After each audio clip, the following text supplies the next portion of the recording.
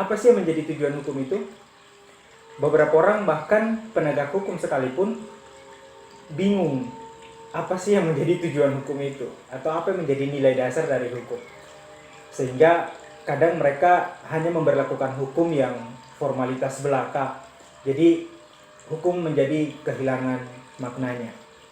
Kali ini kita akan bersama-sama melihat apa menjadi tujuan hukum atau menjadi nilai dasar hukum menurut seorang filsuf hukum yang bernama Gustav Frahbruch. Saya mengutip dari jurnal yang ditulis oleh Heather Lewis. Judul jurnalnya itu adalah Gustav Frahbruch, An Extraordinary Legal Philosopher. Diterbitkan di salah satu jurnal internasional yang berjudul Washington University Journal of Law and Policy, terbit tahun 2000. Menurut Frahbruch, tujuan hukum atau nilai dasar hukum itu ada 3, yaitu kepastian hukum, keadilan hukum, dan kemanfaatan hukum. Yang disebut dengan kepastian hukum atau bahasa Belandanya rechtmatigheid adalah ketika suatu peraturan perundang-undangan dibuat dan diundangkan itu harus jelas. Jadi yang jelas itu adalah rumusan bahasanya, kemudian batasan definisinya. Contoh dalam pasal 29 ayat 1 Undang-Undang Nomor 7 tahun 2014 tentang perdagangan misalnya. Disebutkan di situ pelaku usaha dilarang menyimpan barang kebutuhan pokok dan atau barang penting dalam jumlah dan waktu tertentu pada saat terjadi kelangkaan barang, gejolak harga dan atau hambatan lalu lintas perdagangan barang. Ini menjadi jelas. Akan menjadi tidak jelas rumusan bahasanya ketika kalimatnya hanya sampai pada pelaku usaha dilarang menyimpan barang kebutuhan pokok dan atau barang penting dalam jumlah dan waktu tertentu. Karena kita tahu sebagai pelaku usaha merupakan hal yang wajar dong menyimpan barang untuk stok perdagangan hari-hari berikutnya atau minggu bahkan bulan berikutnya. Itu wajar, tetapi tidak wajar atau undang-undang ini menjadi jelas rumusannya ketika diberikan penjelasan lanjutan bahwa penyimpanan itu tidak boleh dilakukan pada saat terjadi kelangkaan barang dan lain sebagainya. Nah, itu contoh rumusan yang harus jelas. Kemudian jelas juga definisinya. Misalnya definisi tentang pasar itu tidak boleh bertentangan peraturan-peraturan menteri atau peraturan-peraturan turunan dari undang-undang perdagangan ini. Nah, contoh lain bahwa kepastian hukum itu akan muncul ketika suatu rumusan undang-undang itu logis. Ya, kalau tidak logis tentu akan menimbulkan multitafsir, keraguan-raguan. Dalam hukum acara pidana misalnya, disebut kepastian hukum ada kepastian hukum ketika seseorang menghadapi suatu permasalahan hukum dan dia diproses dalam proses beracara itu harus sesuai dengan kitab undang-undang hukum acara pidana. Kalau misalnya ada proses yang tidak sesuai dengan ketentuan undang-undang, maka itu disebut adanya ketidakpastian hukum. Jadi jangan menyepelekan ketidakpastian hukum ini.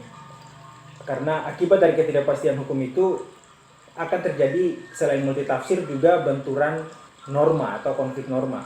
Terjadi kriminalisasi, ya contohnya tadi.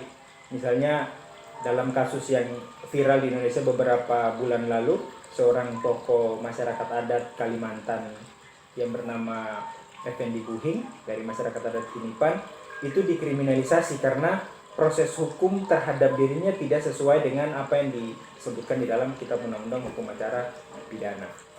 Jadi ketidakpastian hukum juga bisa mengakibatkan adanya penyalahgunaan wewenang. Jadi misalnya seorang yang berkuasa, katakanlah bupati, akan bertindak sewenang-wenang ketika dia memberikan suatu instruksi yang tidak punya dasar hukum.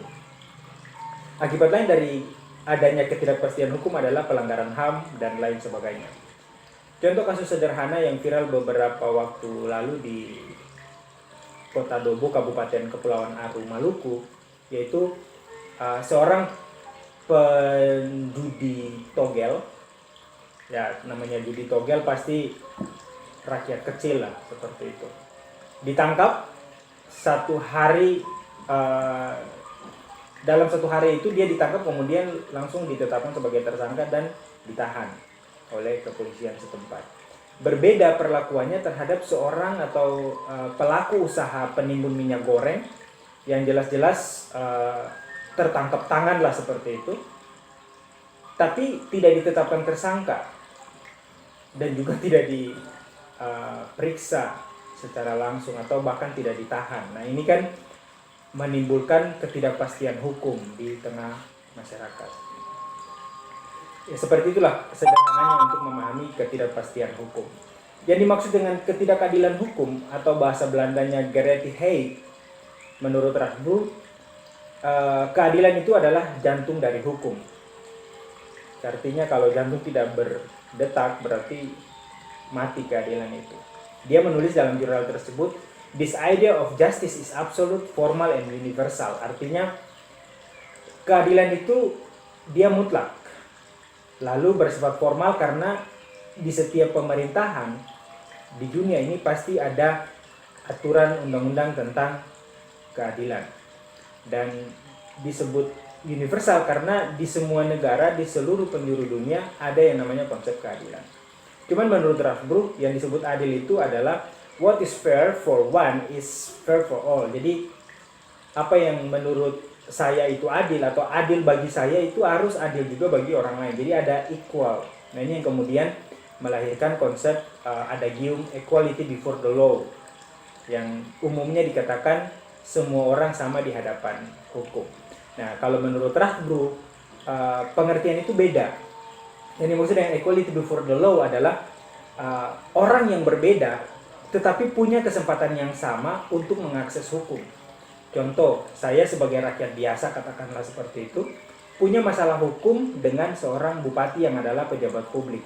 Meskipun jabatan kami berbeda, bahkan mungkin usia kami berbeda, tetapi di hadapan hukum kami punya hak yang sama untuk mengakses hukum itu dan diperlakukan menurut undang-undang atau hukum yang sama. Jadi seperti itu pengertian equality before the law. Dalam perkembangannya, teori Rasbroek ini dikritisi atau dilengkapi oleh beberapa pandangan tentang keadilan. Ada yang mengatakan bahwa keadilan itu bukan sekedar sama, tetapi harus proporsional. Jadi sesuatu itu harus diberikan sesuai dengan kemampuan dan kebutuhan masing-masing orang. Jadi contoh disebut adil kalau misalnya saya sebagai rakyat biasa membeli atau menyimpan minyak goreng dengan kebutuhan saya sehari-hari itu berbeda dengan kebutuhan sebuah perusahaan yang besar. Misalnya perusahaan yang membutuhkan minyak goreng dalam jumlah besar untuk kapal nelayannya misalnya, atau suatu pabrik yang membutuhkan minyak goreng. Nah, itu tentu membutuhkan minyak goreng yang lebih besar. Jadi di sini ada perbedaan. Kebutuhan masyarakat biasa akan minyak goreng berbeda dengan kebutuhan suatu perusahaan. Nah, inilah yang kemudian disebut dengan keadilan itu proporsional. Seperti itu. Tapi dalam kasus yang seperti saya sebutkan tadi beda, karena dia menimbun, pengusaha ini menimbun di saat terjadi kelangkaan. Nah, itu tentu harusnya dipidana.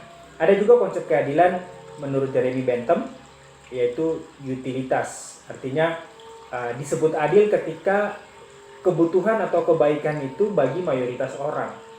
Jadi bagi orang yang menjadi mayoritas di suatu tempat, ketika mereka sudah merasa adil, maka itulah yang disebut dengan keadilan.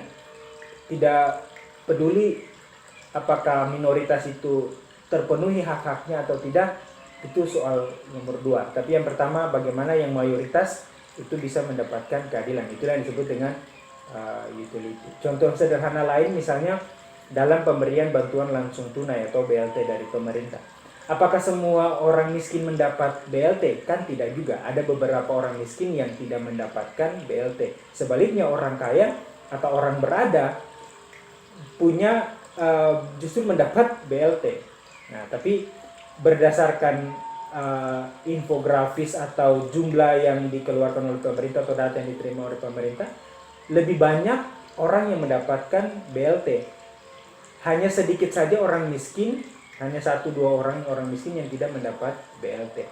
Nah, jadi di situ terlihat bahwa ukuran adil itu adalah berdasarkan mayoritas. Seperti itu. Itu yang dimaksud dengan keadilan atau yang disebutkan oleh Radbruch.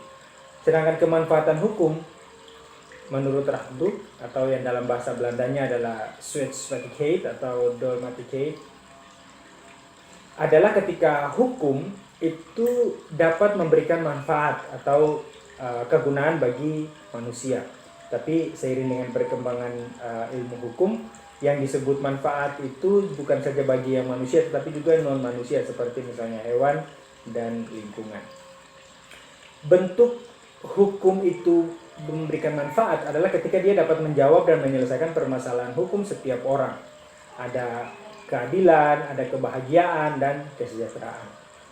Nah, lagi-lagi kalau dalam perspektif utility atau utilitas yang disampaikan oleh Jeremy Bentham, kemanfaatan hukum itu biasanya diukur dari seberapa banyak orang yang